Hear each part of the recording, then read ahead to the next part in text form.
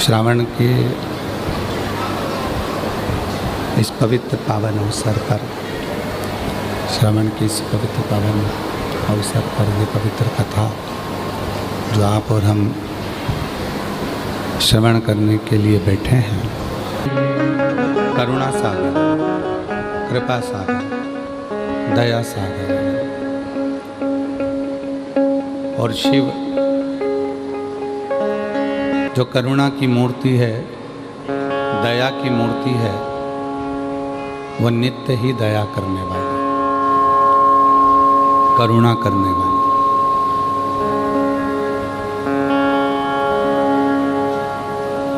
हमारे सनातन धर्म में एक बात आती है,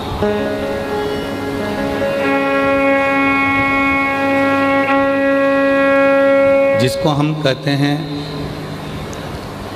शिव जी का एक नाम है करुणेश्वर महादेव। भगवान शंकर का एक नाम है श्री करुणेश्वर महादेव। कहते हैं जब व्यक्ति को कोई राह नहीं सूझती है, कोई मार्ग नहीं मिलता है, कोई राह नहीं मिलती है और व्यक्ति उलझता जाता है, उलझनों में फंसता चले जाता है,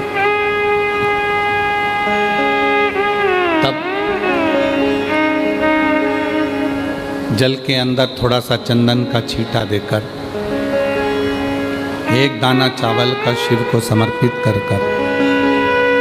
जो वो चंदन का जल शिव को समर्पित करता है करुणेश्वर महादेव के नाम से, कहते हैं 3 से 4 घंटे के अंदर उसको राह मिलना प्रारंभ हो जाती है, वो उलझनों से दूर हो जाती है, क्योंकि उसका नाम ही करुणा सागर। करुणा सागर उलझनों से दूर करना, अमृत की वर्षा करना,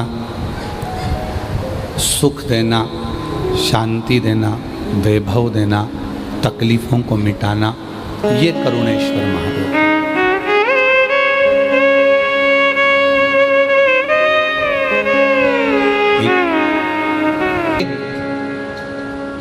करुणेश्वर महादेव का नाम लेकर मात्र चंदन का जल भी हम शिव को समर्पित करते हैं तो वो जल भी अमृत बन जाता है, हमें उलझनों से मुक्त करता, हमें तकलीफों से मुक्त करता, हमें कष्टों से मुक्त करता।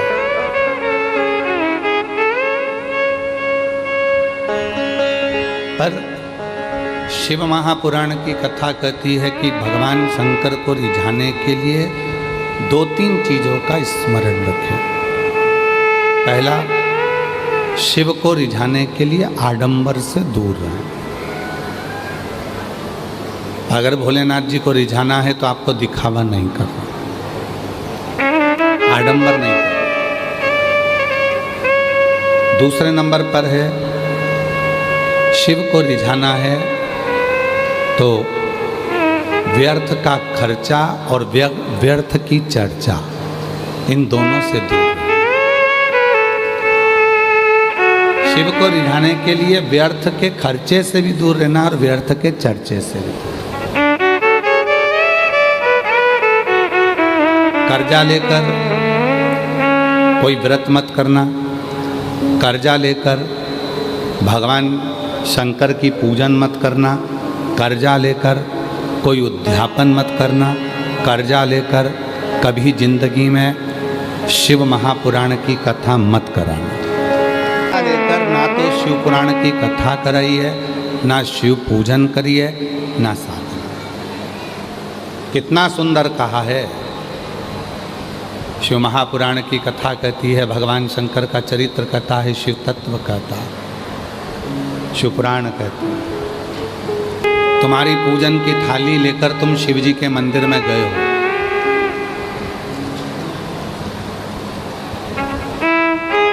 देखो अभी जलवृष्टि बंद थी, रात को भी बंद थी, कथा में चालू हो गई। क्यों? क्योंकि बाबा पूरी पूरी परीक्षा लेता है तभी तो देता है। जिस पानी के लिए कई प्रदेश तरस रहे हैं, मेरे भोले बाबा ने ऐसी कृपा करी है कि जिस दिन 17 तारीख से कथा चालू हुई है, आज 23 तारीख तक एक दिन भी ऐसा नहीं गया जिस दिन बाबा ने पानी ना बरसा। कथा रोज पानी गिरा प्रतिदिन, और प्रतिदिन बाबा की कथा चली।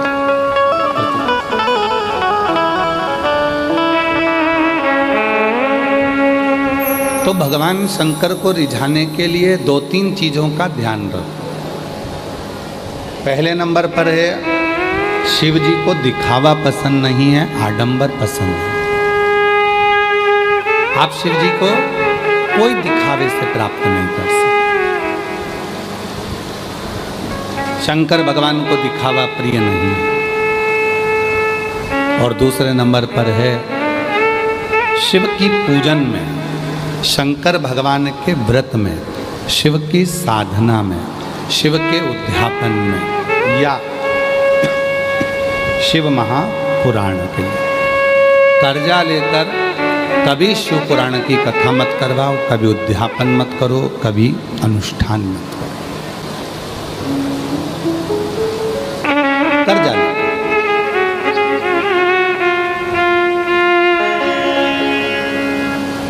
जिस दिन मेरा उघड़दानी पंडाल में बैठकर कथा सुनो, जिस दिन मेरे भोले बाबा कृपा कर दें, तुम्हारी झोली इतनी धन से भर दें, तुम्हारी इतनी संपदा दे दें, तो बस उसी दिन सोच लेना कि मुझे कथा कराना। भैया देना जरा, मेरे को कथा करा रहा हूँ। किसकी कथा करा रहे हो? सीहोर वाले बाबा की कथा। हो देव जरा भाई, 25 लाख रुपए कर्जे में दे दे, मेरे को कथा कराना है। कौन ने बोला कि कर्जा कर कर कथा करो? और कौन बोलता है कि कर्जा लेकर कथा करो? ना। जिस दिन मेरा डमरू वाला, जिसका नाम कुबेरेश्वर महादेव है, जिस दिन वो तुम्हारी झोली कुबेर के भंडारे से भर दे, उस दिन तुम कथा करो।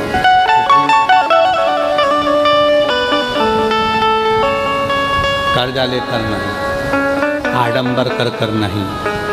कर्जा,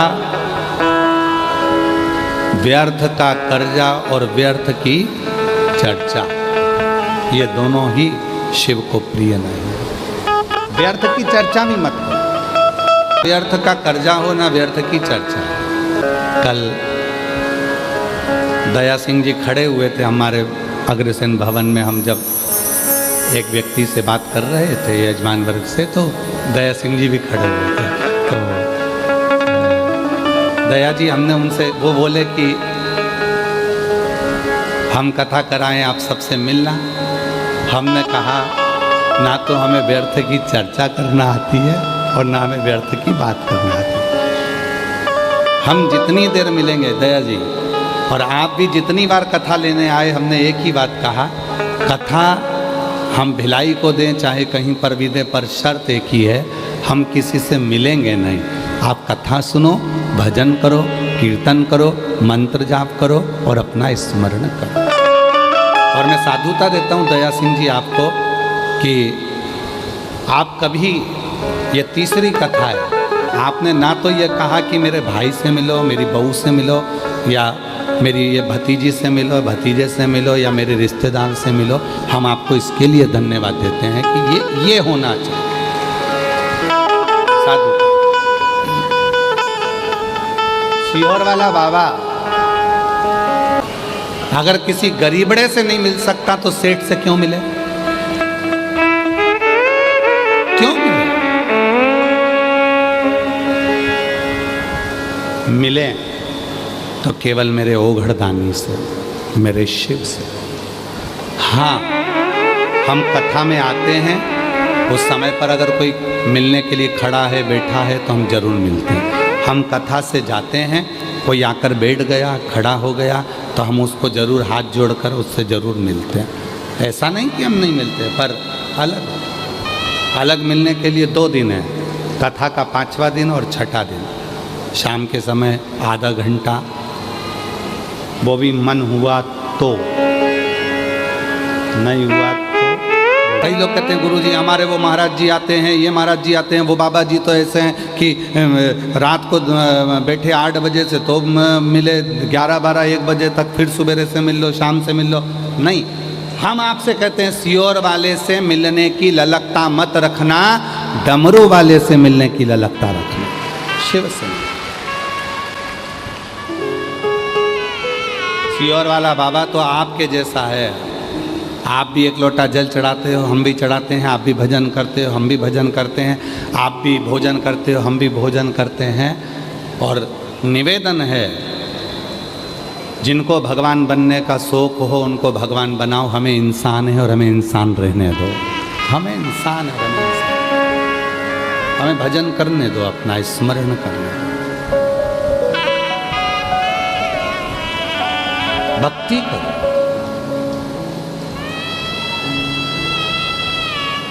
स्मरण करो। व्यासपीठ से एक बात कही थी, शरीर में अगर रोग आ जाए, बीमारी आ जाए, तो सबसे पहले अपने नज़दीक के डॉक्टर के पास जाओ। हम डॉक्टर को शिव मानते हैं, शंकर मानते हैं। वो डॉक्टर अगर आपको कह दे कि ये रोग है, ये बीमारी है, इसके लिए दवाई खाना है, आप दवाई खाना प्रारंभ करो और शिव जी को 1 लोटा जल चढ़ाना प्रारंभ करो, तो दवाया और दुआ जब दोनों साथ चलेगी तो तुम्हारा रोग जल्दी समाप्त हो जाएगा।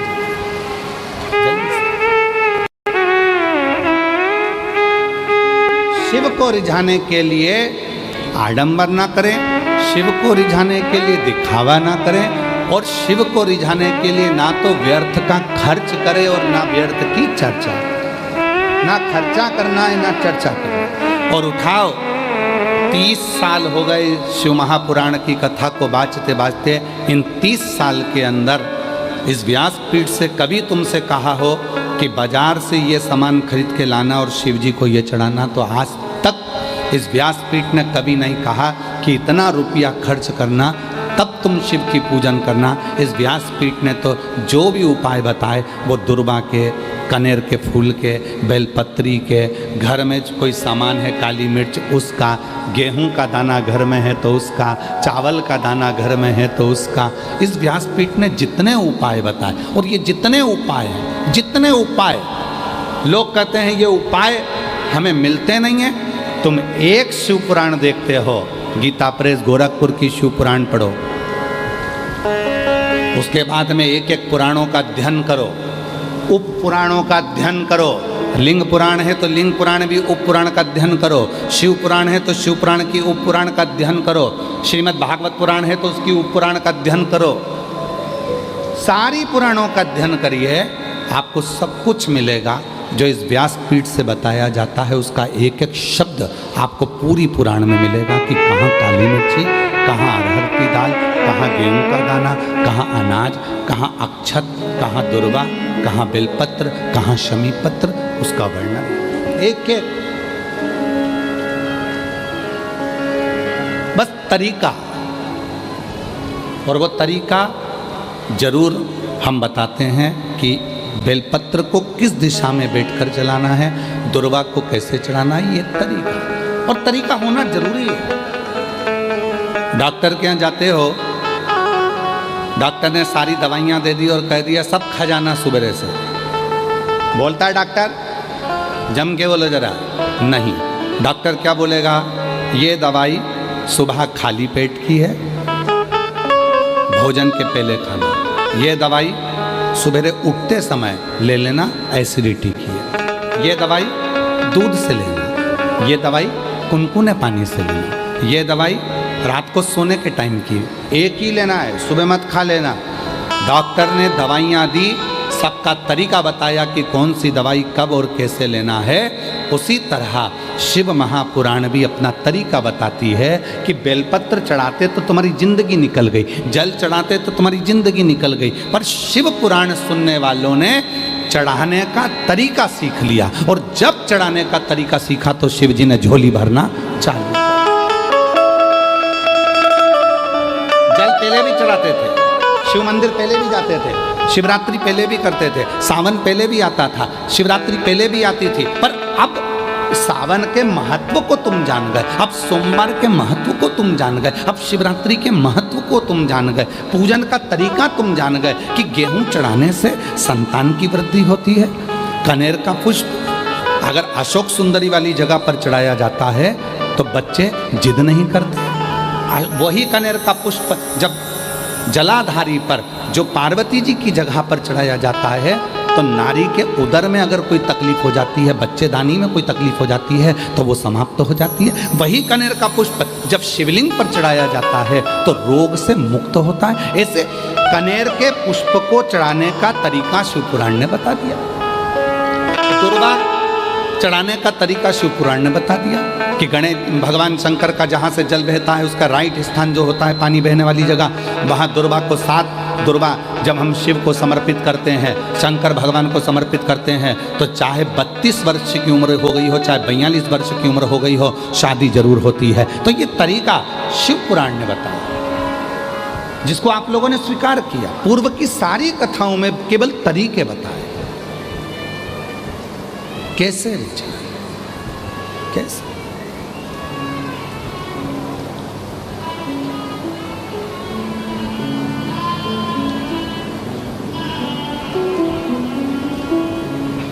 बस वही तरीका आप और हमने सीखा, वही तरीका। आज जो ये लाखों की भीड़ रात को इस व्यासपीठ पर हम केवल 2.5 घंटे के लिए कथा करते हैं, आधा घंटा आशीष करता है, 2.5 घंटे हम। और सियोर वाला बाबा इस कथा को नहीं बोलता, सियोर वाले बाबा की इतनी सामर्थ्यता नहीं है कि प्रदीप मिश्रा इस कथा को बाँच ले। ये शिव पुराण बाँचने के लिए स्वयं देव अधिदेव महादेव ही व्यासपीठ पर बैठकर कथा का वाचन करते, और कथा करवाने वाला भी कोई दूसरा नहीं होता। अगर बोलबम समिति को दया सिंह जी को भोलेनाथ जी ने आगे रखा है, तो बाबा ने स्वयं शिव के रूप में किसी न किसी रूप में आकर दया सिंह जी पर कृपा कर कर कि भाई ये शिव पुराण तुम्हें सावन के महीने में कराना है, बोलबम समिति को कराना है। ये शिव की कृपा से शिव किसी रूप में आकर इनके ऊपर करुणा कर देते हैं और कहते हैं कि ये कथा कराओ। और कथा सुनने वाले आप नहीं हो। जितने शिव भक्त छाता लगा कर बैठे हैं, जितने शिव भक्त रोडों पर बैठे हैं, कीचड़ में बैठे हैं, पेड़ों पर टंगे हुए हैं, वृक्षों के ऊपर बैठे हुए हैं, कोई कहीं कहीं बैठे हुए हैं, पंडाल में बैठे हैं, चैनल के माध्यम से आस्था चैनल पर कथा सुन रहे हैं, फेसबुक यूट्यूब पर कथा सुन रहे हैं, जितने भी कथा सुन रहे हैं, कथा आप नहीं सुन रहे, आपका कोई पुराना रिश्ता मेरे भोलेनाथ जी से है, जो भोले बाबा आपको बुलाकर कथा श्रवण करा रहे हैं।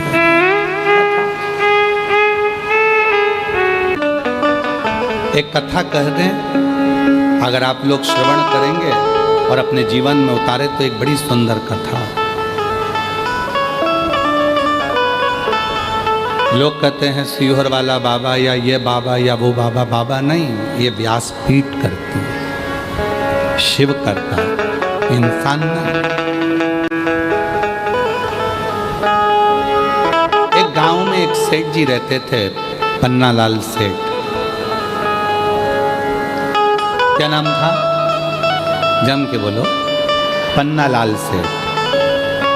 निकलते थे तो लोग उनको नमस्कार करते थे, प्रणाम करते थे। पन्नालाल सेठ जी प्रणाम, नमस्कार, नमन, नमस्ते पूछते करते। कोई सलाम करता, कोई नमन करता, कोई नमस्कार करता, कोई प्रणाम करता। पन्नालाल सेठ मुंडी हिला देते, नीचे मुख कर कर बोलते मैं बोल दूंगा। फिर कोई मिला तो पन्नालाल सेठ से कहा प्रणाम, नमस्कार, सलाम। पन्नालाल सेठ बोलते धीरे से मैं बोल दूंगा। फिर किसी ने प्रणाम करा तो उन्होंने फिर कहा मैं बोल दूंगा। फिर किसी ने प्रणाम करा तो फिर कह दिया मैं बोल दूंगा, घर जाकर मैं बोल दूंगा। मुनीम एक दिन साथ चल रहा था और मुनीम ने कहा सेठ जी एक बात समझ में नहीं आती, कोई तुमको सलाम करता है, प्रणाम करता है, नमस्कार करता है और तुम सिर झुकाकर मुस्कुराकर धीरे से बोल देते हो मैं घर जाकर बोल दूंगा। तुम घर पर किसको बोलोगे? सेठ जी ने कहा चल मैं बताता हूं मैं किसको बोलूं।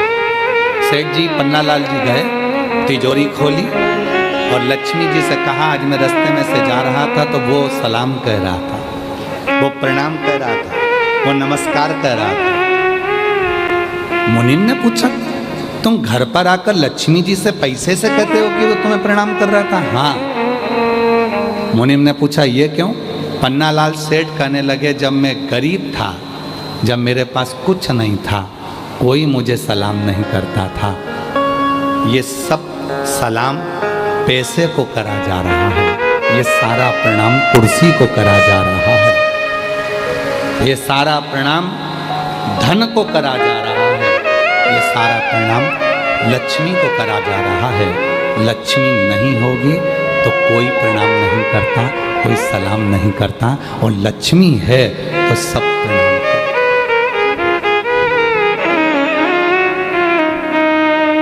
कोई बहुत बड़ी कुर्सी पर बैठ गया, कोई बहुत बड़ा अधिकारी बन गया, बहुत बड़ी कुर्सी पर बैठ गया, उसके भीतर कभी ये बात नहीं आना चाहिए कि लोग मुझे सलाम ठोक रहा है। तुझे नहीं, तू जिस कुर्सी पर बैठा है सलाम उसको ठोका जा रहा है, प्रणाम उसको करा, नमन उसको करा जा। जिस दिन रिटायर होगा, अपनी कुर्सी से उतरेगा, उस दिन तेरा सिग्नेचर भी उस ऑफिस में काम नहीं आएगा। तब समझ में आएगा कि इज्जत मेरी नहीं कुर्सी की थी, जिस कुर्सी पर मैं बैठा था।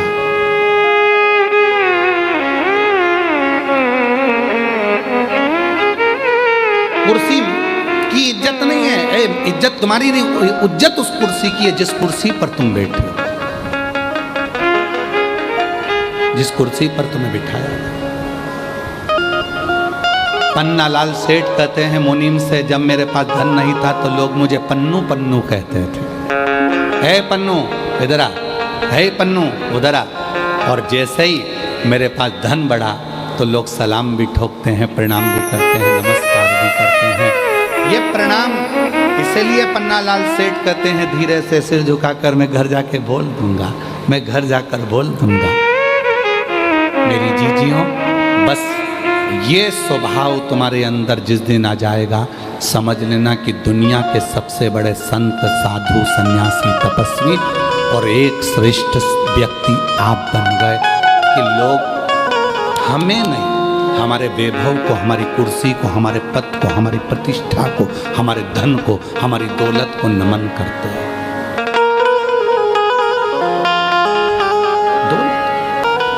जिस कुर्सी पर तुम बैठे हो उस कुर्सी की मर्यादा है, उस कुर्सी को लोग सलाम कर रहे हैं, तुम्हारे धन को लोग सलाम कर रहे हैं। तुम्हारे पास धन नहीं रहेगा, कोई सलाम नहीं करेगा, कोई प्रणाम नहीं करेगा, कौन याद करे? अभी पन्नालाल सेठ, पन्नालाल सेठ, पन्नालाल सेठ, और वही पन्नालाल सेठ के पास धन नहीं रहेगा तो लेंगे पन्नू इधर आ, और पन्नालाल सेठ पन्नू। कभी इस कथा को कहते कहते हमको एक गाने की एक लाइन याद आ जाती है, मत कर इतना गुरूर, मत कर इतना गुरूर, इस सूरत पर ना जाने ये सूरत कब ढल जाती है।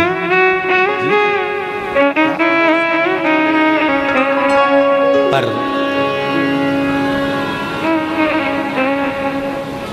बोलबम समिति, जिस समिति का बच्चा बच्चा, जिस समिति का एक एक व्यक्ति, जिस व्यक्ति का एक एक समिति का कार्यकर्ता आए हुए भक्तों को अपना घर समझता, आए हुए भक्तों को अपना परिवार समझता और सेवा में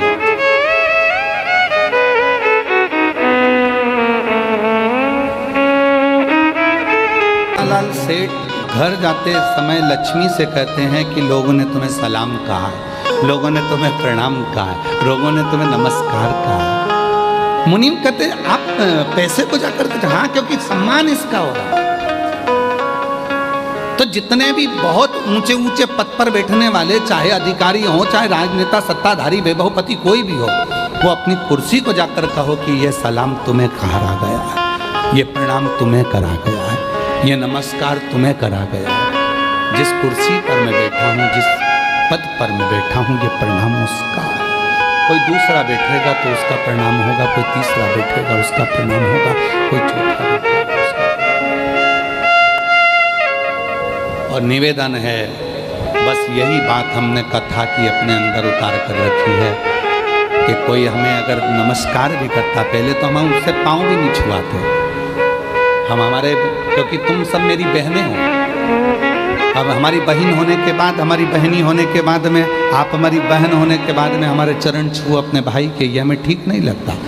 इसलिए मेरी जीजियों, और पुरुष, ये जितने भी पुरुष बैठे हैं सब मेरे जीजा हैं। मेरा फर्ज बनता है कि मैं तुम्हें प्रणाम करूं, क्योंकि हमने कन्यादान करा है, तुम्हारा पाँव पूजा है, तो सिर और पाँव दोनों पूज सकते हैं। हम तुमको नमस्कार, मेरी बहनें मुझे चरण ना छुएं, मेरे जीजा मेरे चरण ना छुएं, कोई चरण ना छुए, क्योंकि तुम मेरी बेटियां, मेरी बहनें, मेरी जीजियां, मेरी माँ हो। और हम आपसे चरण छुआएंगे तो हम तो नरक में चले जाएंगे। आप अपने भाई को नरक जाता देखोगे क्या? तो आज से नियम ले लो कि सियोर वाले बाबा के कभी चरण नहीं छुएंगे। दूर से प्रणाम करो, नमस्कार करो, बहन भाई हैं, आपस में आप आए, मिले, श्री शिवाय नमस्तुभ्यम हो, हम आपके हाथ जोड़े, नमन करें, प्रणाम करें, पर चरण नहीं छुए। बहन हो आप,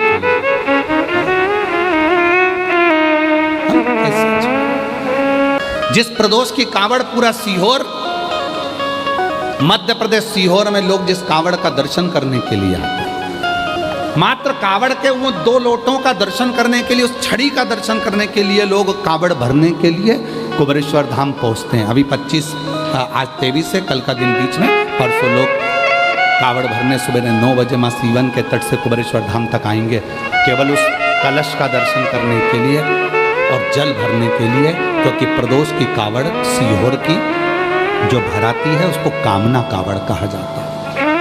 भगवान उसकी कामना को पूर्ण करते हैं। प्रदोष का दिन था, कावड़ का जल भरने के लिए मय दानव आ गया, और मय दानव ने जैसे ही कुएं के अंदर से जल निकाल रहा था, मय दानव के मस्तक का पसीना उस मेंढक पर पड़ गया। मेंढक पर पड़ते से ही उस कन्या ने अवतार ले लिया। कन्या ने अवतार लिया, वो रोने लगी, तो मय दानव के कोई बच्चे नहीं थे, उसने उस कन्या को निकाल लिया, अपनी बेटी के रूप में रखा, और उसका नाम मंदोदरी हो गया, जिसका विवाह लंकापति रावण से हुआ। उसका नाम मंदोदरी हो गया। वो मंदोदरी, मैं दानव की पुत्री उस मंदोदरी, आप देखो पूरे चरित्र को उठाकर देखिएगा, पूरी रामचरितमानस को उठाकर देखिएगा, पूरी रामचरितमानस को उठाकर देखिए। मंदोदरी हमेशा अपने पति को समझाती रही, हमेशा हमेशा अपने पति ज्ञान देती रही, लंकापति रावण को समझाती रही, मंदोदरी उपदेश देती रही, समझाती रही। पूरी रामायण को उठाकर देखिए, रावण को हर पल समझाती थी मंदोदरी, क्योंकि मंदोदरी को मालूम है मैं कौन हूं। कौन? कौन?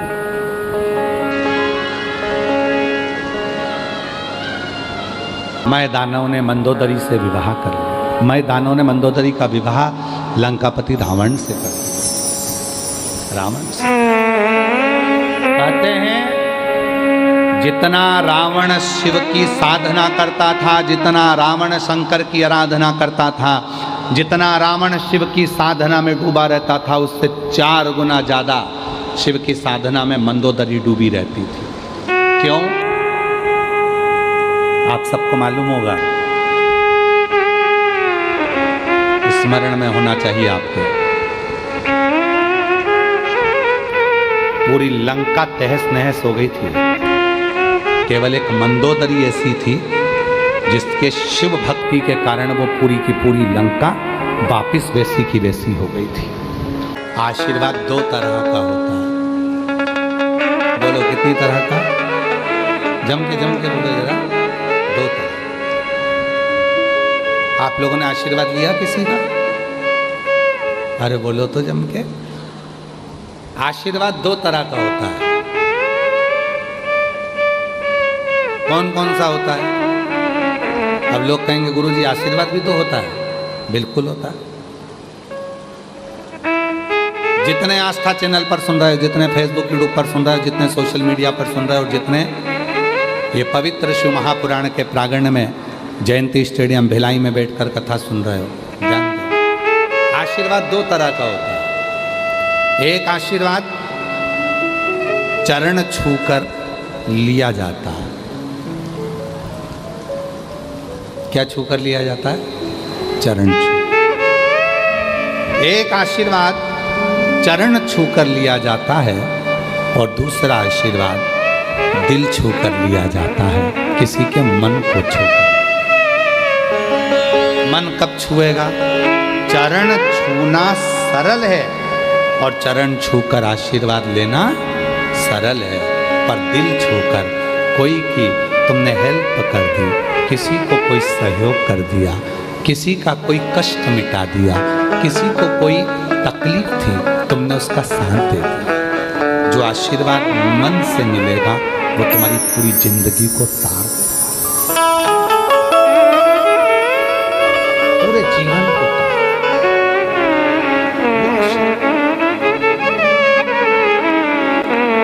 छुओ, कभी अपने हृदय को छुओ। माता पिता के चरण छूने से ज्यादा जरूरी है माता पिता के हृदय को छूना, उनके दिल की बात को जानना। माँ दवाई के लिए तरस रही है, पापा कह रहे हैं कि मुझे ये चाहिए, और तुम चरण छूकर आशीर्वाद तो ले रहे हो पर दिल नहीं छू पा रहे। एक भाई आस लेकर खड़ा हुआ है, वो तुम्हारे चरण छू रहा है, तुम आशीर्वाद भी दे रहे हो, पर उस भाई ने मन में सोचा है कि आज मेरा बड़ा भैया, उसके पास बहुत कुछ है तो मुझे थोड़ी सी हेल्प कर देगा। उसका दिल हमने परसों की कथा में कहा था, अगर घर में बेटी नहीं है और कन्यादान करना चाहते हो तो अपने आसपास में कोई बेटी हो तो उसको शिक्षा अध्ययन कराओ, उसको पढ़ाओ, कन्यादान का फल मिलेगा।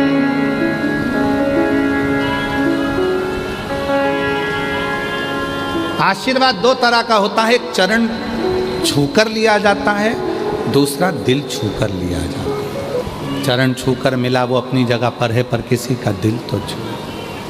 पराया दर्द जो अपनाए उसे इंसान कहते हैं, किसी के काम जो आए उसे इंसान कहते हैं।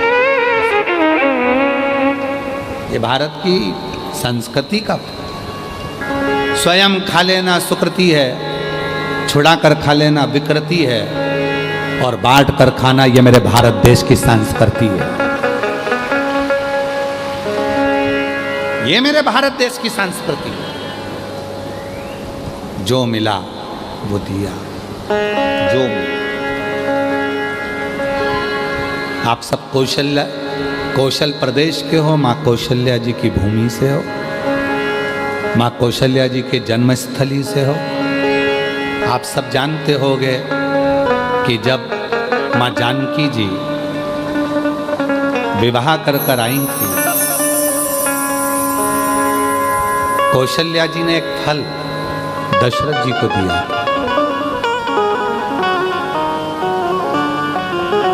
दशरथ जी ने वो फल सीता जी को दिया था।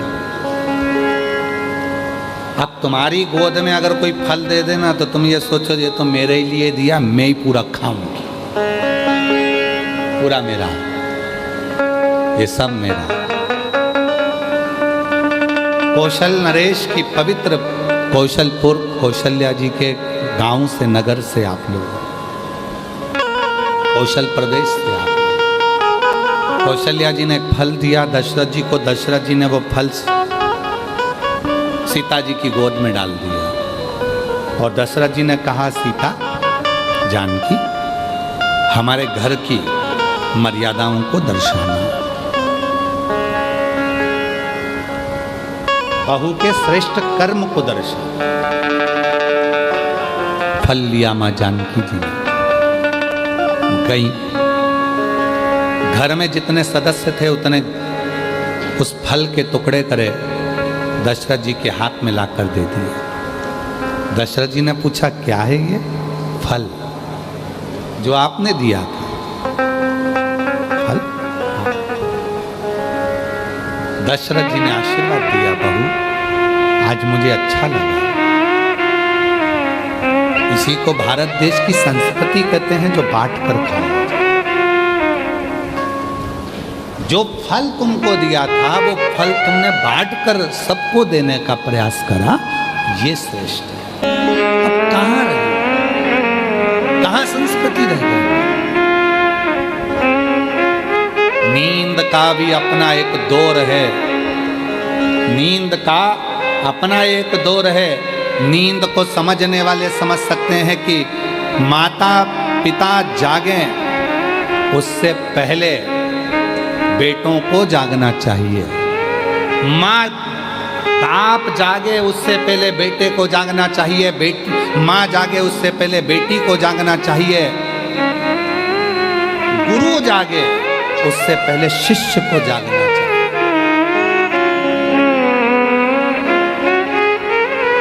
हमारे कई सारे शिष्य ऐसे भी हैं, गुरुजी तो सवेरे उठ जाते हैं, शिष्य आराम से उठते हैं। क्या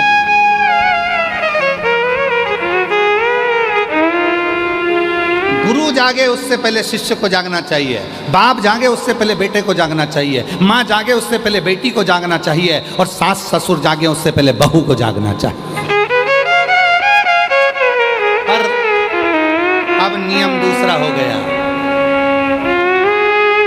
बेटा सोता है, बाप जागता है, बेटी सोती है, माँ जागती है, शिष्य सोते हैं, गुरु जागता है, और बहू सोती है, सास ससुर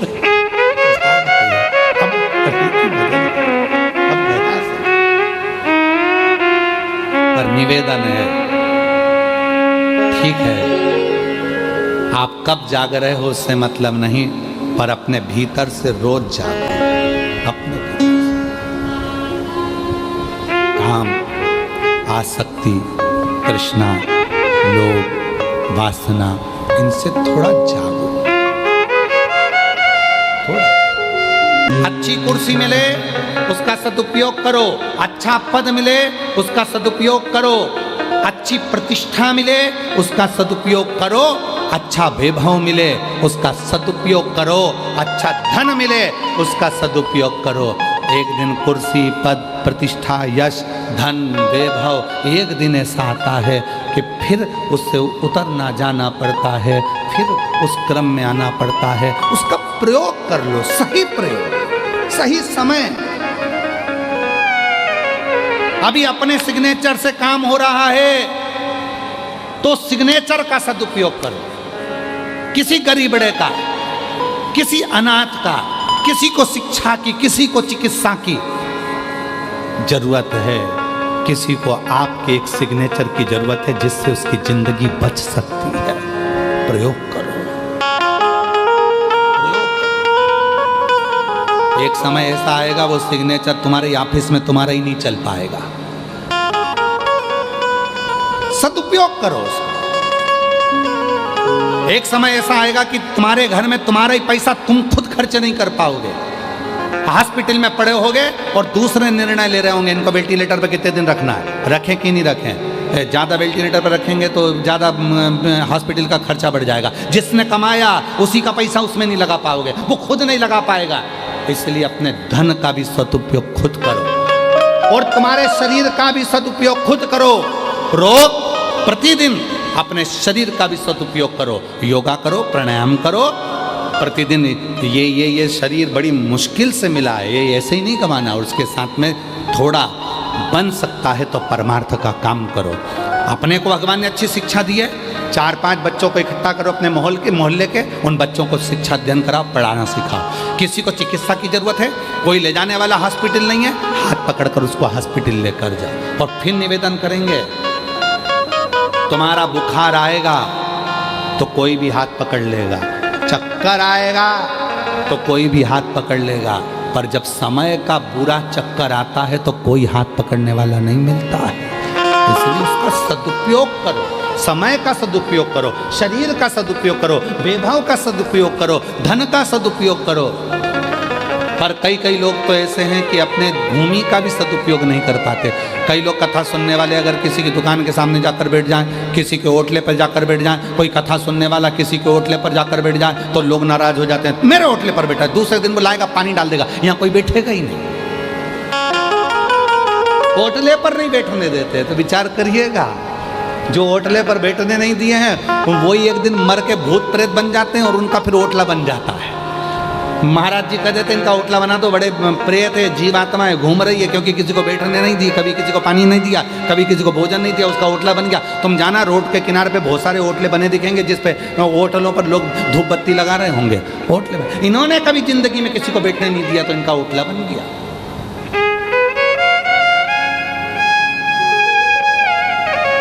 सदुपयोग करो अपने शरीर का। आपको शिक्षा है आपके पास में, पढ़ाओ। जरूरी नहीं कि आप टीचर होगे तो पढ़ाओगे। आप में टैलेंट है। पृथ्वी पर जन्म लेने वाला एक एक बच्चा, कई बच्चे कह देते, कई माँ बाप कह देते मेरे बच्चे में तो अकल नहीं है, कई कह देते मेरे इसमें अकल नहीं है। कौन ने कहा अकल नहीं है? ये पृथ्वी किसकी है? ब्रह्मलोक ब्रह्मा जी का, बैकुंठ लोक भगवान विष्णु का। पृथ्वी किसकी है? मृत्यु लोक किसका है? जम के बोलो। देव अधिदेव महादेव का। ब्रह्मलोक ब्रह्मा जी का, बैकुंठ लोक भगवान विष्णु का, मृत्यु लोक मेरे शंकर भगवान का है, और ये मृत्यु लोक भगवान शिव का घर है। अब हम आपसे पूछते हैं, उत्तर दीजिएगा। आप में से कितने लोग हैं जो पूरे घर का कचरा अपने कमरे में रखते हैं? उत्तर दो। है कोई? पूरे घर का कचरा जो अपने कमरे में रखता है, पूरे घर का टाला कबाड़ा जो अपने घर में कमरे में रखता है। कमरे में तुम अच्छी क्वालिटी चीज़ रखते हो, अच्छी सीनरी, अच्छा गुलदस्ता, अच्छा बेडरूम, अच्छी बेडशीट, अच्छा सामान, अच्छा पंखा, सब तुम अपने कमरे में रखते हो। तो ये पूरा जो कमरा है, ये पूरी पृथ्वी है, ये मेरे भोलेनाथ का घर है। जब शंकर जी का घर है तो शंकर जी कचरे को अपने यहाँ रखेंगे क्या? पृथ्वी पर जो भी जन्म लेता है सब टैलेंटवान होते हैं, क्योंकि शिव के घर में रह रहा है। बस अपने भीतर के उस टैलेंट को निखारो। जो लड़का कहता है, लड़कियां कहती है हम कभी नीट क्लियर कर सकते हैं, हम सीए बन सकते, क्यों नहीं? किसने कहा नहीं बन सकते? हमसे लोग कहते हैं कि तुम्हारी बुद्धि नहीं है। अरे बहुत है, जितनी है उतनी कम नहीं है। पढ़ो, रात दिन एक करो, खूब पढ़ाई करो,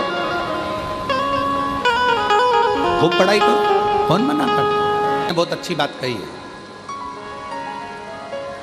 जिंदगी में इतने धोखे खाए हैं,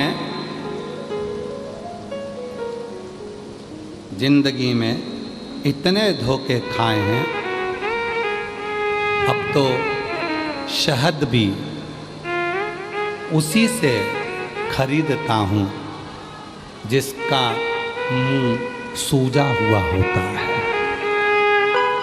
मालूम तो पड़े कि मधुमक्खी का शहद लेकर आया है, अब तो शहद भी उसी से खरीदता हूँ जिसका मुंह सूजा हुआ होता है।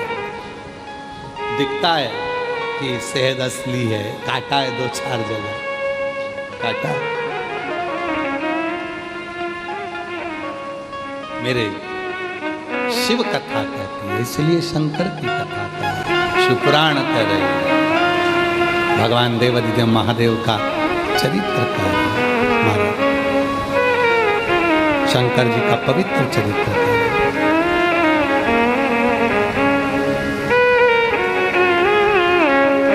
शिव की साधना कर,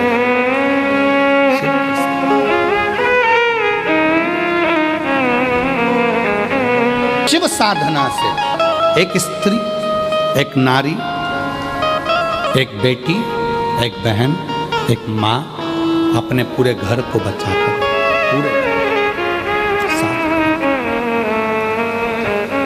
पूरे घर।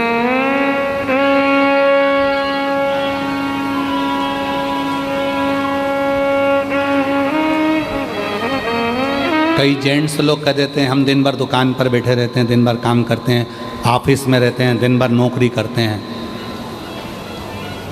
घर पर आते हैं पत्नी पर चिड़चिड़ करते हैं। तुम वहाँ काम करते हो तो वो भी घर पर काम करती हो। ये विचार नहीं आना चाहिए कि केवल मैं कर रहा हूँ और तुम बैठी हो ना। गाड़ी के दो चक्के हैं और दोनों चक्के पर गाड़ी चलती है, दोनों चक्के। कभी ये विचार अपने भीतर मत लाओ अहमता का, मैं कर रहा हूं, मैं करा रहा हूं। एक ऋषि हैं जिनके नाम से शिव जी का एक नाम है कफलेश्वर महादेव। ऋषि का नाम है कफलक ऋषि। बाबा जी, ऋषि का नाम कफलक ऋषि। उत्तराखंड की भूमि पर कफलक ऋषि तप करते थे। उनकी 3 धर्म पत्नियां थी। लोग कहते हैं 3 पत्नी का भाव बताया, पर ये 3 पत्नियों का भाव था श्रद्धा, विश्वास और समर्पण। लोग कहते हैं पत्नी थी, पर शास्त्र कहता है पत्नी नहीं, श्रद्धा थी, विश्वास था और समर्पण था। ये पत्नियां नहीं, समर्पण।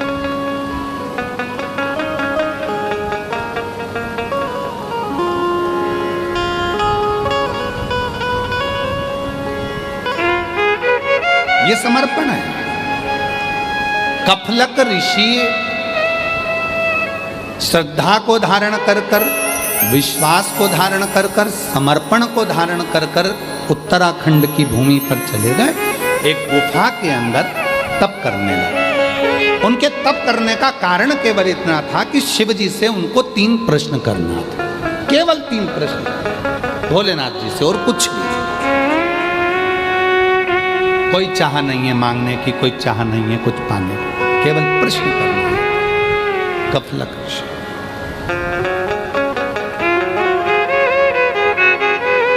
तू आजा भोला जोगिया, शिव से केवल 3 प्रश्न मांगे।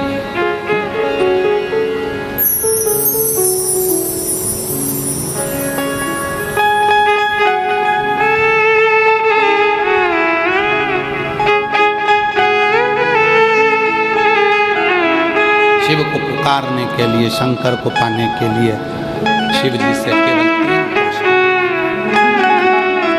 केवल 3। आज कथा का विराम दिवस है। जो कथा 17 अगस्त से 23 अगस्त तक चल रही थी, आज वो विराम हो जाएगी। 23 अगस्त को रक्षाबंधन का त्यौहार सभी बहनों को, सीहोर वाले भाई की ओर से बहुत बहुत बधाई हो। आपके जीवन में हमेशा खुशियां भरी हो। 17 सितंबर से 11 सितंबर से 17 सितंबर तक, 11 सितंबर से 17 सितंबर तक उचाहार, रायबरेली, उत्तर प्रदेश में शिव महापुराण की कथा 1 बजे से 4 बजे तक रहेगी, जिसको आप और हम सब श्रवण करेंगे और अपने जीवन को धन्य बनाएंगे। शिव को रिझाने के लिए कोई कर्जा, कोई व्यर्थ की चर्चा नहीं। एक ऋषि का वर्णन किया, सुंदर, कफलक ऋषि। बाबा का उत्तराखंड की भूमि पर बैठकर, एक कंदरा में बैठकर तप कर, और तप करते प्राप्त करना है शिव को। शिव से कुछ प्रश्न है, केवल वही करना है और कुछ नहीं करना। मुझे कुछ चाहिए भी नहीं, कुछ नहीं चाहिए, केवल शिव से प्रश्न करना और कुछ। और जीवन में बहुत सुंदर प्रसंग है महाराज। अगर मौका लगे, अपने जीवन काल में अगर जब मौका लगे और कभी ऐसा योग बन जाए कि विश्वनाथ भगवान शिव, ओघड़दानी, त्रिकालदर्शी, कैलाशी, अविनाशी भगवान शंकर तुम्हारे सामने आ जाए, तो उससे मांगना कुछ मत, कुछ मत मांगो, बस इतना जरूर कहना कि आने में इतनी देर क्यों कर दी, क्यों इतनी देर।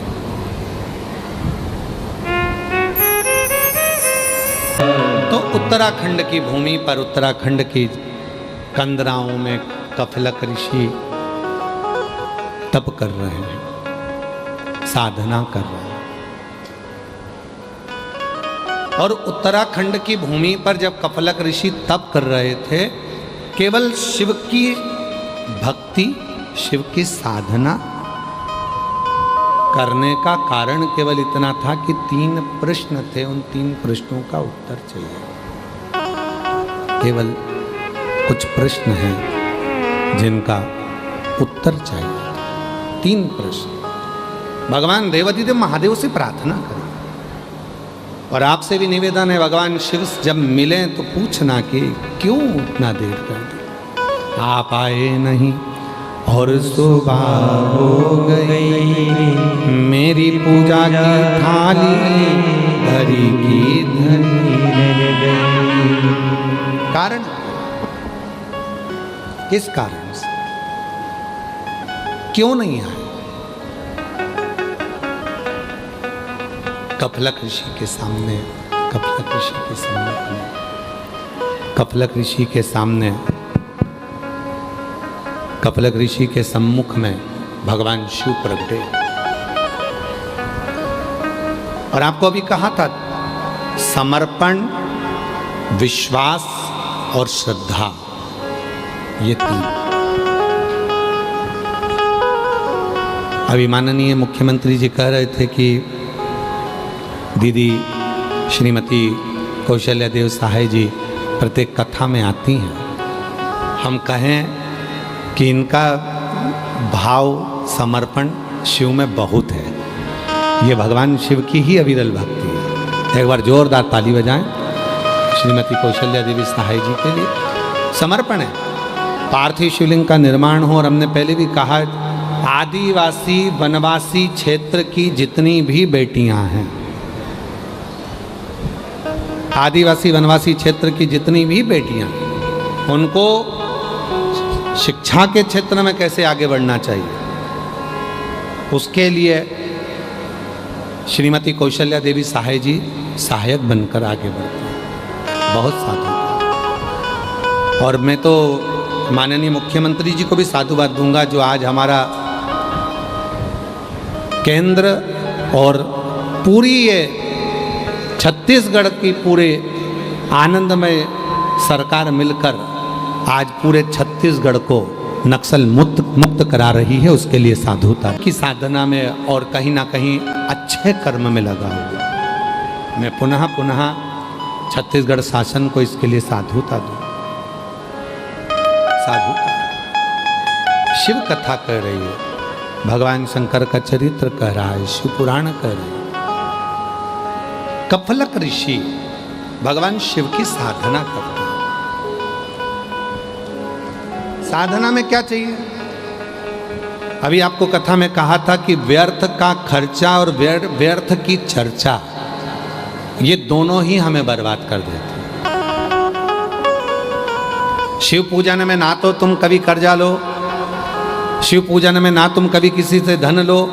शिव पूजन में यहाँ तक शिव पुराण की कथा कहती है कि शिव के मंदिर में दर्शन करने जाना, भगवान शंकर के मंदिर में अगर पहुँचना, और यदि तुम्हारे पास में कोई धन भी नहीं है तो पड़ोसन से मांगकर या रिश्तेदार से मांगकर 1 रुपया भी समर्पित मत करना। क्यों? अपने बाप के सामने, अपने पिता के सामने हम दूसरे से हाथ फैलाकर यदि मांग कर शिव को देते हैं तो शिव को अच्छा नहीं लगता कि मेरे होते हुए तो दूसरे से मांग रहा। मांगो शिव से, शंकर से। शिव कथा कह रही है, मांगो शिव से और किसी से नहीं, किसी से नहीं, शंकर से। कई लोग कहते हैं भगवान से क्या मांगना, भगवान से तो मांगना ही नहीं चाहिए। किससे मांगे? तो पत्नी पति से नहीं मांगे तो क्या पड़ोसी से मांगे? बेटा बाप से ना मांगे तो क्या दूसरे से मांगे? बेटी अपने माँ बाप से ना मांगे तो क्या दूसरे से मांगे? शिव हमारा पिता है, भगवान शंकर हमारा बाप है, शिव हमारा पिता है। क्यों ना? क्यों? दुख है, तकलीफ है, कष्ट है, मांगो शिव से। बाबा को नमन करने के लिए। शिव शिव है, शंकर शंकर। आप आज विराम की कथा श्रवण करने के लिए आए हैं, कथा को सुनने के लिए आए हैं। जिस भावना से, जो भाव से, बाहर का भी खोलो, जिस भावना से आप कथा को श्रवण करने के लिए आए हैं, बाबा देवाधिदेव महादेव आपकी वो कामना पूर्ण करेगा और आपकी झोली खुशियों से भरेगा।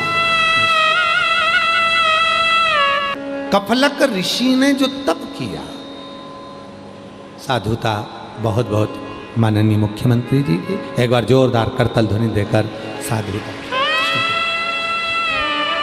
कफलक ऋषि ने जो तप किया, कफलक ऋषि ने जो साधना करी,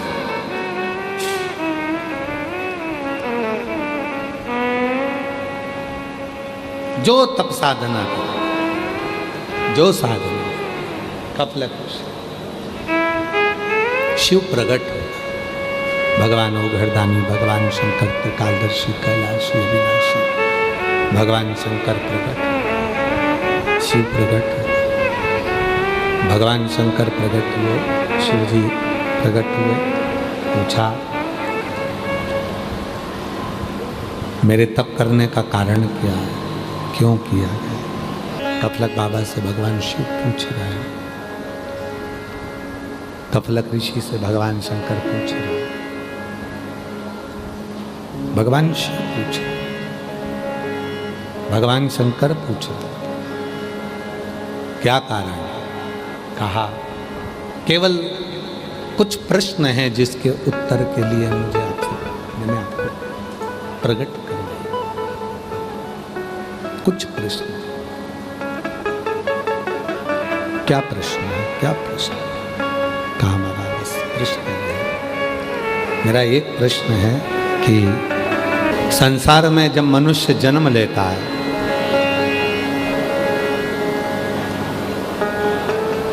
वो अपना कर्म करता है और कर्म करने के बाद जब वो प्राण त्याग कर, प्राण छोड़कर जब वो जाता है, हमें नहीं पड़ता 94 तरह के नरकों को वो भोगता भोगता जा रहा है। संसार के मानव को एक भी नरक ना भोगना पड़े, उसके लिए वो क्या करे? शंभु शंभु, उसको एक भी नरक ना भोगना पड़े, उसके लिए वो क्या करे? शास्त्र कहता है कि वो 94 नरक को भोगता है। शास्त्र कहता है कि वो 94 नरकों को भोग रहा होता है, 94 तरह के नरक भोग रहा होता है। वो मनुष्य, वो जीव जब प्राण छोड़कर जाए, प्राण छूटे जब उसको, जब वो प्राण छोड़कर जाए तो उसको एक भी नरक ना भोगना पड़े, उसको एक भी नरक ना भोगना पड़े, क्या करा जाए? भगवान ओघड़दानी मुस्कुराए और मुस्कुराकर उन्होंने उत्तर दिया। हमने एक बात पहले भी कहा था कि कोई प्रश्न हो जिंदगी का, कोई प्रश्न हो, उसका उत्तर हमेशा मुस्कुरा के ही देना चाहिए। दुनिया की आधी चिंता का हल है आपके चेहरे की मुस्कुराहट, आपके चेहरे की प्रसन्नता।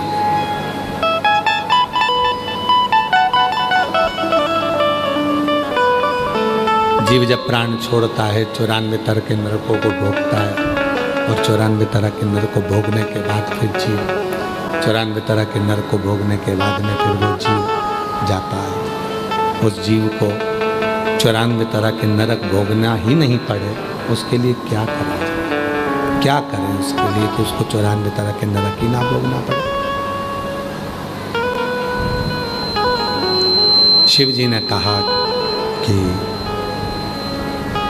कफलक जी, उसका एक साधन है, नाम जप, केवल नाम जप।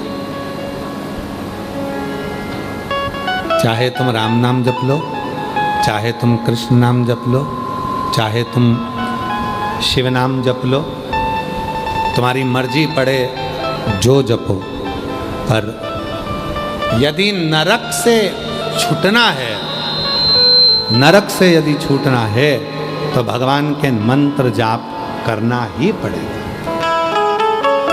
अब कई लोगों ने भेद बता दिया कि स्त्रियां ओम नमः शिवाय नहीं बोल सकती, उनको नमः शिवाय बोलना चाहिए। फिर किसी ने कहा कि नमः शिवाय बोलना चाहिए, कोई कहे ओम नमः शिवाय बोलना चाहिए, कोई कहे ये बोलना चाहिए, कोई कहे पुरुष को ये बोलना चाहिए, कोई कहे ये बोलना चाहिए, कोई कहे वो बोलना चाहिए। सब अलग अलग तरह का बताए कि ये करो वो करो।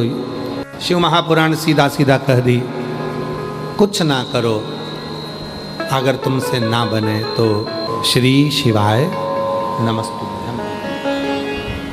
कफलक ऋषि से कहा कि जाकर केवल मंत्र जाप करे, नाम जाप करे, नाम साधना करे, नाम आराधना करे।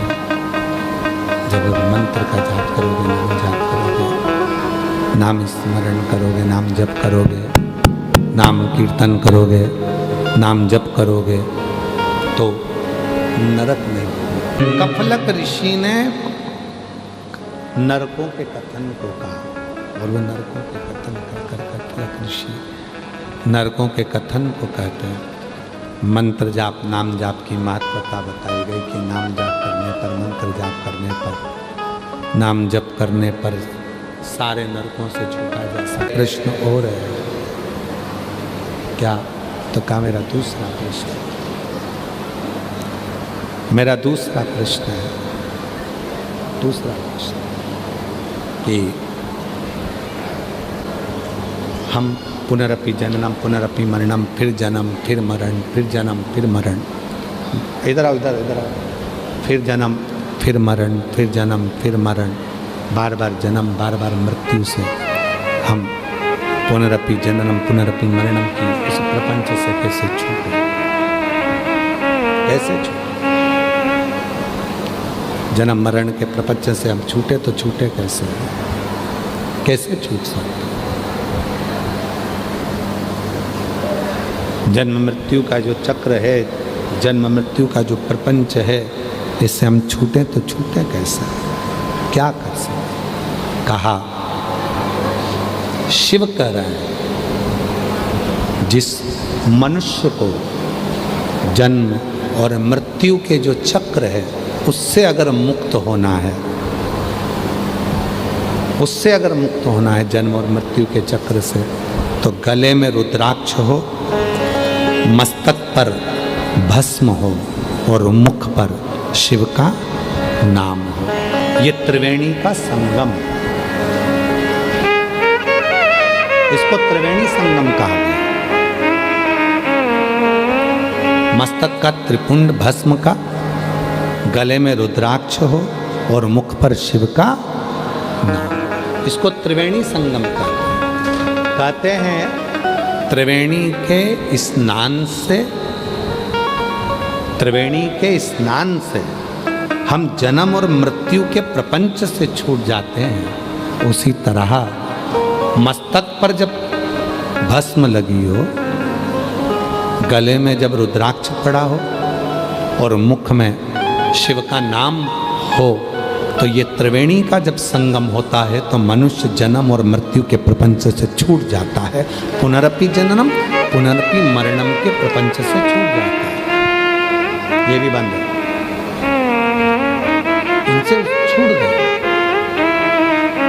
तीसरा प्रश्न, अगर संसार में जन्म लिया है तो उसको वैभव भी चाहिए। यदि संसार में जन्म लिया है तो उसको धन भी चाहिए, दौलत भी चाहिए।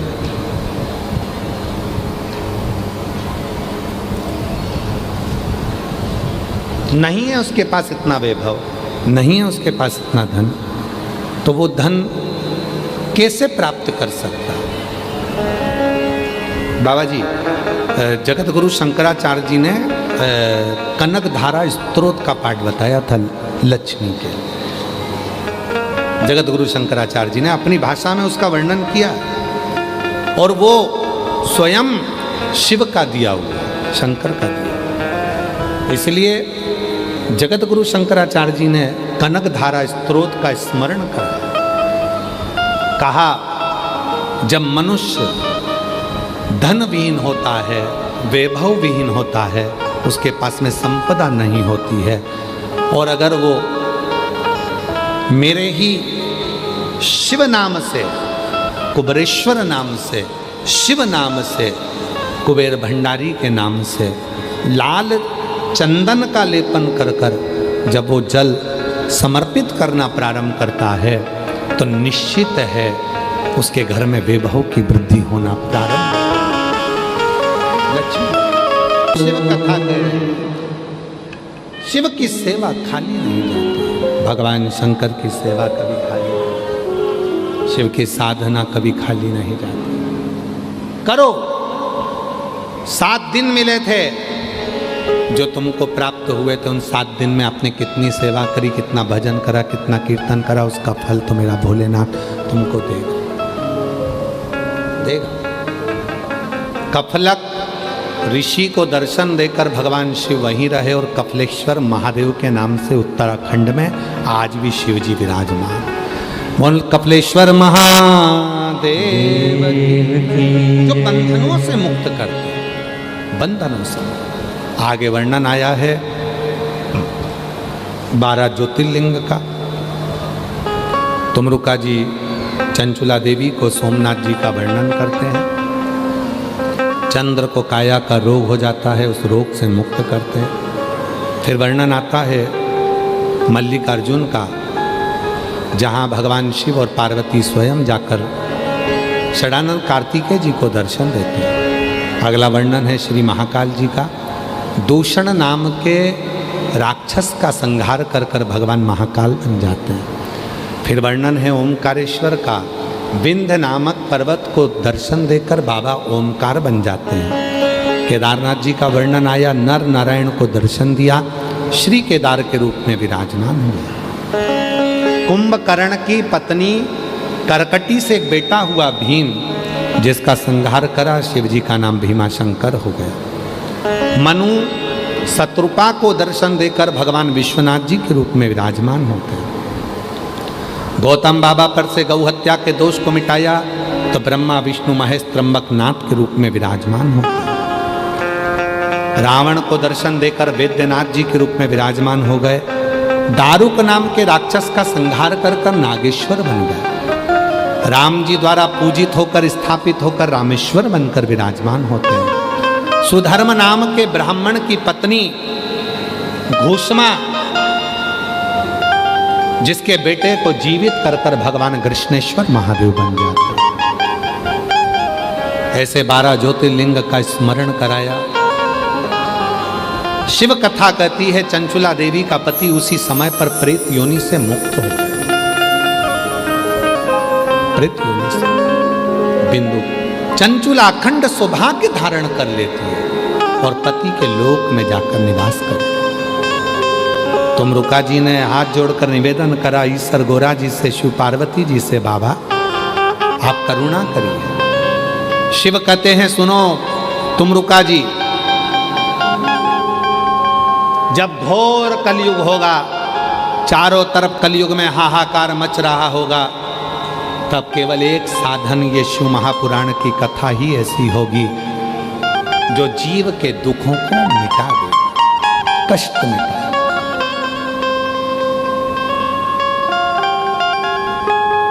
रामचरितमानस जीना सिखाती है, श्रीमद् भागवत कथा मरना सिखाती है, मृत्यु कैसी होना चाहिए।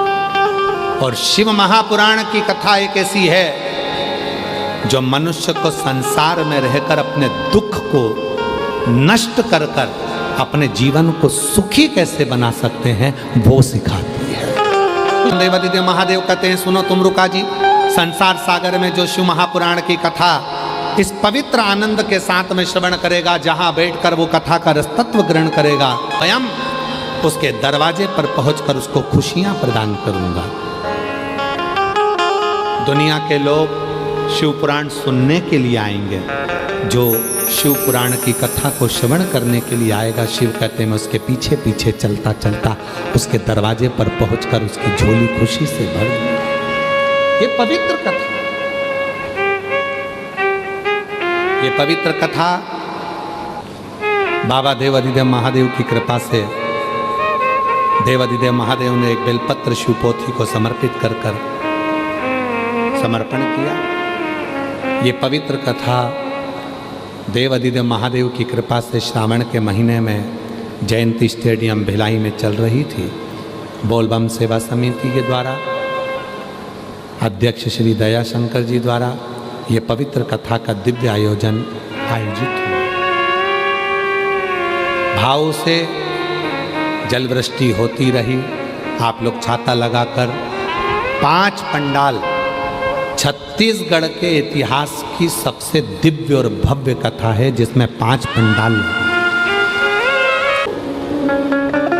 जितने भी शिव भक्त यहाँ आए हैं, जाते समय एक श्री शिवाय नमस्तुभ्यम का स्टिकर लेकर जाना, अपने घर के दरवाजे पर जरूर लगाना। अगर कोई बुरी खबर लेकर भी हमारे घर के दरवाजे पर आएगा, वो श्री शिवाय नमस्तुभ्यम पढ़ लेगा और हम अंदर से दरवाजा खोलेंगे, जब हम उसके मुख का दर्शन करेंगे तो निश्चित है वो बुरी खबर नहीं रहेगी, अच्छी खबर हो जाएगी।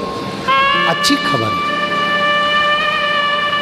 अपने अपने दरवाजे पर श्री शिवाय नमस्तुभ्यम लिखो, गाड़ियों पर श्री शिवाय नमस्तुभ्यम लिखो, स्मरण श्री शिवाय नमस्तुभ्यम रहे। जाते जाते जिस वाहन से जा रहे हो उस पे भी श्री शिवाय नमस्तुभ्यम क्या स्टिकर लगा दो कि बाबा के नाम से, बाबा के धाम से और बाबा की कृपा से हम बैठे हैं। वो चलो 5 बार साथ में श्री शिवाय नमस्तुभ्यम का स्मरण करेंगे। बाबा को मौन होकर अपने दिल की बात कहना, प्रार्थना करना, बाबा हमारी झोली खुशियों से भर देना, जो दुख है तकलीफ है उसको मिटा देना। फिर ऐसी कृपा करना मेरा पत्र व्यासपीठ पर पहुँचे, मेरी झोली खुशियों से भरना। सब साथ में बोलेंगे, प्रार्थना करेंगे। भरदानी आप सबकी मनोकामना पूर्ण करे। बोलबम सेवा समिति को भी बहुत बहुत साधुवाद। श्री दयाशंकर जी को, दया सिंह जी को बहुत बहुत साधुवाद, जिन्होंने इस दिव्य कथा का 3 बार आयोजन किया। यहाँ की संपूर्ण पुलिस प्रशासन को, यहाँ के प्रशासनिक अधिकारियों को साधुवाद। मैं आमंत्रित करता हूँ श्री दया सिंह जी को आएँ और आभार व्यक्त करें। बड़े भावों के साथ, आनंद के साथ पूरे भिलाई जयंती स्टेडियम में आए हुए शिव भक्तों से निवेदन है, जब जाएं आरती के बाद तब भूमि को नमन कर कर, प्रणाम कर कर जाना, बाबा को अपने मन का भाव कह कर जाना, विनय कर कर जाना, निवेदन कर कर जाना। बाबा से प्रार्थना करना कि फिर वापिस ये पवित्र कथा अपने क्षेत्र में हो। आज ये 23 अगस्त को कथा विराम हो रही है। 25 अगस्त को शिव भक्त जो कावड़ यात्रा में आ रहे हैं, सुबह 9 बजे सीवन नदी के तट से सीहोर में कावड़ निकलेगी, 11 किलोमीटर तक चलेगी। कामना कावड़ प्रदोष की रहती है। जिस कामना कावड़ में आप अपना भाव लेकर आते हैं, हृदय से उस कावड़ का आनंद लेंगे, जीवन को धन्य बनाएंगे। श्री दया सिंह जी आभार व्यक्त करते हुए एक बार जोरदार ताली बजाकर साधुता हर हर। आप सबका भाव है बाबा देवाधिदेव महादेव बुलाएगा तो मैं वापिस आऊँगा, शिव कृपा बनी रहे। और सावधानी से आप लोग आरती करेंगे, सावधानी से ही अपने अपने गंतव्य की ओर जाएंगे। मेरी जीजियों, रक्षाबंधन की बहुत बधाई आप लोगों को और साधुता। मैं छत्तीसगढ़ की किसी भी एक बहन से राखी बंधवाऊंगा तो पूरी छत्तीसगढ़ की जीजियों की तरफ से राखी बन जाएगा। मैं भाभी जी आप आ जाओ, तीनों भैया कैसे से आ जाओ, कोई भी एक बेटी आ जाओ या बहन आ जाओ, कोई भी आ जाओ। छत्तीसगढ़ की एक बहन की तरफ से ये राखी हम बंधवा रहे हैं और पूरे छत्तीसगढ़ वाली मेरी जीजियों की तरफ से ये राखी रहेगी। और ये राखी पूरे भारतवासी, जितनी भी मेरी बहनें हैं, भारत में कथा श्रवण करने वाली मेरी जितनी जीजियाँ हैं, उन सब की तरफ से रक्षाबंधन के इस पवित्र पावन 28 तारीख को आने वाले रक्षाबंधन के इस दिव्य भव्य रक्षाबंधन के अवसर पर ये राखी संपूर्ण छत्तीसगढ़ वालों की तरफ से। लो बात, आप सभी लोग दर्शन कर लें। आपकी तरफ से, छत्तीसगढ़ वासियों की तरफ से, छत्तीसगढ़ की जीजियों की तरफ से बांधी जाए।